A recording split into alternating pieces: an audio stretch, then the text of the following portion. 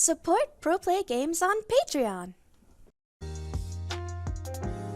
Hello Digimon Tamers, it's your boy Yadam here with Team PPG, and I've got a weird little deck profile for you guys today. So last week, I don't know if you guys are joining the stream or whatnot, Diaboromon was able to take first place at our BT9 locals. Now, I don't know about you guys, but I haven't seen Diaboromon do legitimately anything in a long time. So I was kind of interested. I asked him for the deck list, and I just wanted to share it with you guys just to see where he was coming from and how he piloted what I would consider a very rogue deck in a very skill-intensive format all the way to first place in a week where people were tryharding for store championships. So let's start off with the eggs. Everything in Diaboromon basically has the same name. They're just different cards, right? So it's going to be Sunamons, right? Or Sumamons. We have the DP booster, and then we have as our fifth egg, and then we have Sumamon. I wonder if we're playing, I'm assuming we're playing 5 eggs because if we go into a long game, we just don't want to like lose the fact to hide in the breeding area, which is very important for this type of deck. But obviously the egg that we prefer, and like most decks prefer, is a draw centered egg. One that allows you to draw when you go ahead and have an unidentified is a very easy to trigger, and therefore I can see why he went ahead and chose this to be his main egg. No arguments here. Then we have for our rookies a quick little 12 lineup of 4-4-4. Just good rookies, I'm assuming. So we have the Caramons. We have the inheritable Caramon that states that when you play another Digimon with the same name trigger, draw 1 card. Pretty solid, right? When you do your big combos with Arata and the Diaboromon, you summon like 3 or 4 tokens. That's a lot of draw that you're getting. That Diaboro usually will keep turn. You'll swing with it. That's a lot of cycle, and you're going to get to see those pieces. So even though we pay like a really weird count of small cards, we might have enough cycle in our deck due to this Caramon and a couple other things to be able to see those cards pretty consistently. Then we have our on-play rookie, which is the one that we would just, instead of hide in the back, we'd play it in the front. This is a classic searcher, reveal the top 5, looking for an unidentified, so basically anything in your deck, and specifically Arata. Now, I think Arata is one of the most important cards in this deck. Seeing him early matters very, very significantly, as this card allows you to, when you make your big turns, make them even bigger. And for our last rookie, we have another Caramon. Now, this Caramon is a DP boost Caramon. This is a your turn Caramon. There are some cards that are, I believe, all turns. We'll get to those later. A 1k DP boost is pretty significant. I guess we're just playing it for the name, just to have higher rookie counts. But definitely, no arguments with this guy. This guy's crazy, and obviously a searcher is necessary. I guess this is just the other guy that he had decided to go with.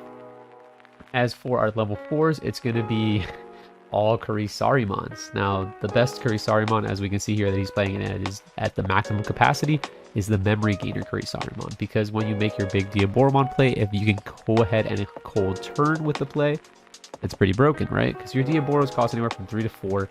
Gaining memory, making your Diaboros free, the 5 to the 6, is pretty strong. And this card, in conjunction with the others, gets a little crazy, a little out of hand. So this deck is a very steamrolly deck, and the level 4s, in my opinion, hold a lot of the steamroll potential. So we have the memory gainer. We have the Rusher, and let's not forget, this also has a when Digivolving effect. This guy's fantastic, in my opinion. This guy's crazy. When Digivolving, it gets to play Arata for free if you have it in hand, and then its inheritable is absolutely insane. The only downfall to this card is the fact that you have to when Digivolving, so you would have to put it in the play area. If you play against more control decks, decks like Black or Greymon, things that can handle it pretty easily. It's not something we necessarily want to do, but it's something that is just part of the mechanic. And playing, going to Digivolving for 2, and getting a 3 for free while also setting up, in my opinion, one of the most broken traits in the entire game, that is Rush. This guy's absolutely insane, and very much clears the game very easily. But it's not that we only have 3. We do have access to more with the Chimeramons, but we'll get to that a little bit later. Our next of the Kurisarimons, we play a 2-2 split of the this is like the restander, and then we have the decoy, right? So although this doesn't have a necessarily like a restand effect or reboot, it basically states that when one of your other Digimons with the same name as this Digimon is deleted, unsuspend this Digimon, right? So this kind of like forces you to swing with your big dude, then your token will probably die because they're 3k usually, and then you'll go ahead and restand your big dude go for a game, right? And oftentimes with the security checker or the security +1 Diaboromon, let's say you have one errata and one token on the board. That is 3 Digimons. When you make this Diaboro, because you trigger your errata, this Diaboro goes and swings for 3 checks. You'll swing with another guy, swing with another guy, it restands and goes for game, right? Very easy way to set up a lethal from raising with very little effort. And Decoy, it kind of comes up right now, right? So Decoy is a mechanic that is just forgotten, right? This is a thing that exists in Digimon, but with these big decks being able to be deleted, like we delete one thing, our control decks are deleting one thing at a time. We're not doing board wipes, as you will. It makes it so that these Kurisarimons, these decoy effects, become insanely powerful. And I've seen board states where you have 3 to 4 of the tokens, and it just protects your entire board. You can't really deal with anything due to the fact that it just has decoy in its name. Insanely underrated mechanic, a mechanic that I very rarely see, and it's actually pretty darn strong. Infirmon. In our level 5s are on Infirmons, except for one Chimeramon. Here we have a little bit of a difference. So the first Infirmon that we're going to go ahead and see, we play a 2-of split of this gentleman right here. Now this gentleman states, when this Digimon digivolves into a Diaboro, just reduce its cost by 1. Now it doesn't have an inheritable. It kind of nets you a free memory if you want to look at it this way. It's a 3-cost Digivolve. When you go ahead and make Diaboro, if you have the right setup with the other memory gainers and the erratas, it makes Diaboro necessarily free. Not quite impressed by this Infirmon, but there are a couple of Infirmons that I was very impressed with, and we'll get to them quite shortly. Then we have this Infirmon. Now, if you're Karamon, this is the Warper, right? It allows you to go from the Kara to from a 3 to a 5 for the cost of 4. We saw this mechanic in this set, tried out a couple times with Shoutmon and I think a couple other decks, but it's something that doesn't necessarily get played much nowadays. What it does have, though, is an on-deletion summon a token. Kind of cool. That's why it's a 1-of. It's nothing crazy. It just allows you in a pinch to go from 3 to 5 if necessary, and I did see that come up quite a couple games, where if you had a couple of memory allowed because of errata, you went to like 6, you go from 3 to here, then you go ahead and make the Diaboro, try to keep turn with it. There is a possibility of that happening, but it's not something that happens too often, and I see why he made a choice to make this a 1-of. And for our last Infirmon, this guy's kind of insane. So it has an opponent's turn effect, right? So very many times this card, people just forgot that this has an effect, and it's a pseudo floodgate, right? In a format where when your opponent's Digimon from 5 to 6, they usually do that in the play area, right? Because your 5 to 6 play is when they're going to come and do the big turn. So oftentimes I would see this player, he would go ahead and leave 2 of these Infirmons on the board, and then they would go ahead, do their play, and immediately pass turn. They would just forget that this is an effect, and it is a once per turn, right? So oftentimes they would go they would forget it. They would go from 5 to 6. They would get caught there. And then sometimes they'll go from 6 to 7, and they'll get caught again. They'll forget that this also just says if a Digimon digivolves into a level 5 or higher, gain a memory. So I saw a lot of people trip into this Infirmon, and it was kind of cool to see that. Very interesting little weird floodgate that exists in this deck. And then it also has all turns. All turns. I saw people lose to the blocker all turns very many times. I guess people just weren't reading this guy, but this guy is just a bizarre card that you never ever see. It's an EX1 Digimon that from a deck that barely ever gets to see play, and then all of a sudden it just bodied you by itself, like single-handedly. Oh, you passed turn here. Oh, you attacked, I blocked, you lost. So all of your other Digimon with the same name as this Digimon gain 2 KDP. Now this gives it to your tokens. It can make your tokens get out of potential Crimson Blaze range if you have multiples. It also allows your blockers to become insanely big, and not insanely, but a 13k blocker is nothing to scoff at. A lot of these red decks are swinging at like 12k DB thresholds, so that block ends the game immediately if they trip into it. Very easily tripped card. One of my favorite cards in the deck. Just a weird card in general. What a weird level 5. Then Chimeramon. Now Chimeramon, I would love to see more of him, but it seems like this deck is just so tight. I don't really know how you would fit another one of him. He is a white card, so he's not searchable, but he's insane, right? So if you're able to go ahead and have 2 level 4s and you Jogris into this guy, well, I'm sure the game is over, right? Because if you have Memory Gainer plus Rusher and Errata setup, the game is over. There's just no way you are going to get super Omega OTK'd. You're just dead, right? But that doesn't happen very often. Well, what does usually happen with Chimeramon is that you'll have the memory guy in the back. You'll go ahead and promote. You'll be at above 4 memory, right? Because you have Errata on board plus a memory tamer. Then you'll digivolve this on top of your Kurisaru, and then you'll attach the one you're missing from the trash, and then you're just gonna go ham. So you don't usually Jogris it, although the Kurisaurus are, most of them are 5 to 4 drops, right? Which are close to rookie. You can like play it to pass. If they don't answer it, you could effectively Jogris with it. But I didn't see that happen too often. It is just something that does come up, and having this in the back, this in the front, is super scary because you can get Jogris and immediately lose the game at like the flip of a dime. Super good card. I would want to play more of this. I just, like I said, I don't know how you play any more of this card. The deck is so tight as it is. Look at our removal options. So then our top end. So who is our big boy top end?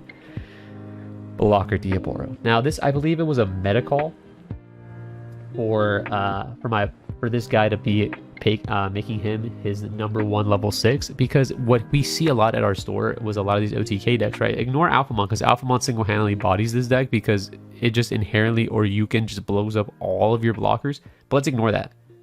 Let's go ahead and talk about the fact that this single tournament, he queued into 3 red decks. Red Ancient, he queued into 2 War Greymons, War Greymon X, and then he played into an Alphamon player. So he was able to easily and convincingly, all his games looked very similar. He just made a bunch of blockers, and the red deck just fumbled. It just couldn't do anything. They had Crimson Blades, which I think that card is super strong versus this deck because you can't spam the tokens. But if you just have it at the wrong time, and if they go above the threshold of Crimson Blades with this Infirmon, you can't really do anything. They just need 1 blocker to end your entire turn, and this guy is insane. Insecurity, when he's hit, he summons a token, and then also he just makes all of your Diaboros blocker, including himself. Many times when I walked over his board, I saw 2 of these on the board with like 2 tokens, and the red player is just like super duper struggling, very sad. Can't really do much. It's just, it puts a lot of pressure on that specific deck.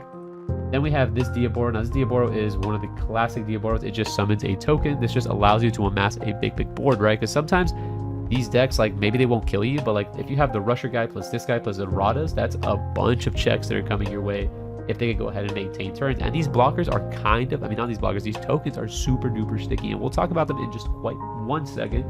And our last Diaboro are one of the game ender, because although he's cool, he security checks, all the Diaboros are rather weak, right? They usually get to like maximum 14k, which is not a lot, but 14k is enough, right, to get through a majority of the security. This guy bodies like a lot of decks by himself, but he's also unnecessary when you do it in conjunction with this rush guy, right? It's not necessarily the game plan he was going for. He's not trying to build a stack one-shot you with Diaboromon. What he's trying to do is make a bunch of blockers, control the board, and make sure that you lose the game because of it.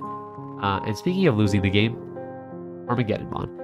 Armageddonmon is enormous, has a rush, allows you to pop a blocker, summon this guy, he's enormous. And then he also makes your level 7s not activate effect or when Digivolving effect, which doesn't really matter too much. But once again, specifically versus Red, they're all playing Blitz Omnimon, and this guy shuts that down. So he's like a pseudo blocker because they always need 1 last check to finish the game. This guy says no last check, plus the fact that they have a plethora of blockers. Cool card. And then for the removal options, he went and opted for 2 Catastrophe Cannons. Now this is a pseudo removal card as it de-digivolves too, right? De-digivolving doesn't necessarily remove the stack. This doesn't usually delete a Digimon, but what it does do is it gets rid of like an Alphaliner or Yukon, right? That's 1 less of those that you have to deal with this game, right? The card that usually swung is now suspended, and you're going to clear it on your turn. You also summoned a token. Super duper strong card. 1 ultimate. Ultimate Flare is insane in this format. Oh my god, there were so many times where I'm like, man, if he hits Ultimate Flare security, he loses. And he just had the 1 of Ultimate Flare and just blew his opponent out left and right. This card is insane. There's very little decks that can out this de-digivolve mechanic, and often not, it just gets them down. Maybe not to rookie, but to a champion, and that's more than enough. You did what you had to do. It did 1 check. It's now a suspended level 4. That shit's gonna die on my turn. Super duper easy. So Ultimate Flare, insanely powerful. And then our last card, Congo. Congo's, I don't think there needs to be much said, but this card is absurd. It is a turn passer. It is 2 cost. It says your opponent can have fun. It basically ends the turn in security. One of the craziest cards in BT9. Moving on. War Radas, one of the namesakes of the deck. This allows you to gain 1 memory if you have an unidentified in the trash. Many times you do just have a bunch of unidentifieds. You are throwing bodies at security. And it also lets you, when you summon a Diaboro, you can tap it to make a bonus token, right? So these tokens, they are level 6. They are white. They are 14 cost. They are 3k DP. Very weird stats. The weirdest of stats being their cost, right? 14k. I mean, they're 14 cost. Makes it very difficult for a lot of decks to deal with, because a lot of decks deal with like deleting based off play cost, deleting based off DP, and the AoE basically that security control has is like Gawar Schwartz or Flame Hell sides. Like, it's very niche AoE. So more often than not, these tokens are living. They're not being able to be interacted with, and they're just these big blockers. The biggest and scariest card for this deck, in my opinion, would have to be Crimson Blaze, but if you get a couple of these to stick, you're golden. And then for our Memory Tamer, it seems like he went ahead and opted to choose Kyoshiro. Kyoshiro is a solid Memory Tamer. Remember, this deck does not play all black. Diaboromon is a white card, so Izzy would whiff and it wouldn't get its full effect. This one would allow you to have bonus draw power. So we have draw here, draw here, draw here, draw here. These one-ofs that you see that I thought were like, okay, why is he playing one of Ultimate Effect? You're never going to see it. Why are you going to play one of this Armageddon? You're never going to see it. Or the one Chimeramon. At first, I wasn't a believer, but I can see that with enough cycle here, you really do get to see all the pieces that you need. I would like to see, my recommendation for it would be to maybe add a couple of boosts, because although the boosts don't add your Diaboros or your Chimeras or Armageddon, it doesn't add this portion of the deck, it adds what you need from your base, right? It adds the base that you want, and you have the hand to decide, okay, this is my hand, this is the base that I need to accompany it with, and just go for game.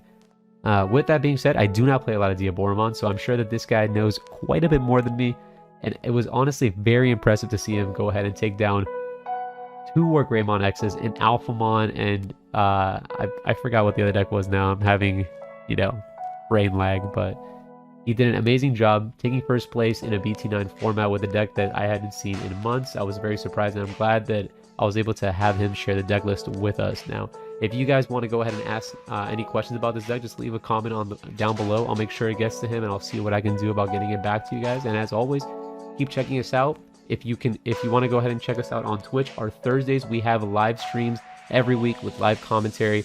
You'll see gameplay from decks like this or our top players for the week. And obviously our store championships, our Saturday tournaments are now starting to get streamed as well. So come check us out and hang out with us and get to meet the PBG family. So as always, guys, take it easy, keep topping, and thank you for all the support that you give us. Later.